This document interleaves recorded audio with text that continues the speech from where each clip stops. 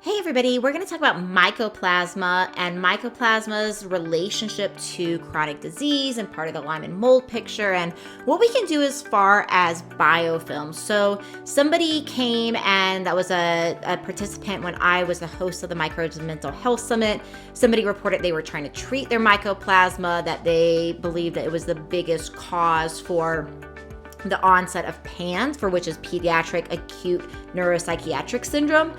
And that particular syndrome is usually where people wind up having infections or toxins and they trigger a mental health issue, right? And this can be anything from having tics or OCD or ADHD or sometimes depression, anxiety, various different things of the neurological and psychiatric kind of part of our body and brain, right? So mycoplasma can contribute to that. This microorganism can contribute to lung symptoms, shortness of breath, chronic fatigue, fibromyalgia, and so much more. So we can treat mycoplasma with a wide variety of antibiotics, herbal or pharmaceutical. But one of the things that is really important to understand is that mycoplasma has really potent biofilms. So the question came in for somebody that was using an enzyme called serrapeptidase to actually break down the biofilms, which this particular enzyme works really well for many people for biofilms and can be used for things like biofilms with Lyme, for example.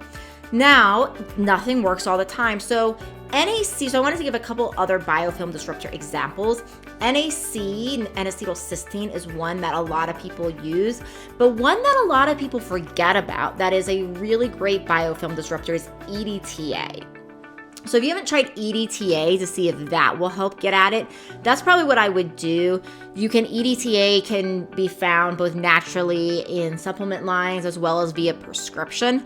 And always remember, when you're trying a new thing, like when you're working with some of these chronic infections and you're trying a new thing, you always want to start slow, make sure you don't herx, those types of things. Make sure you don't have any die-off reactions.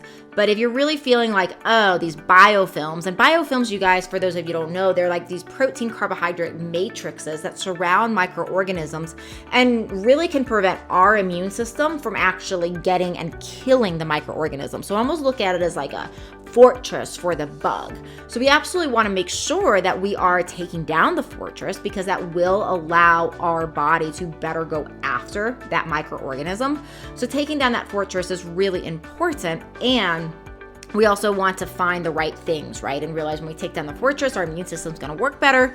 We can have more die-off, so going slow is always important. But yeah, I would say if you're having trouble with some of the more common biofilm disruptors such as serrapeptidase or NAC or other enzymes that are sometimes used, remember if you're using enzymes to break down biofilms, you always want to use them between meals and not with meals.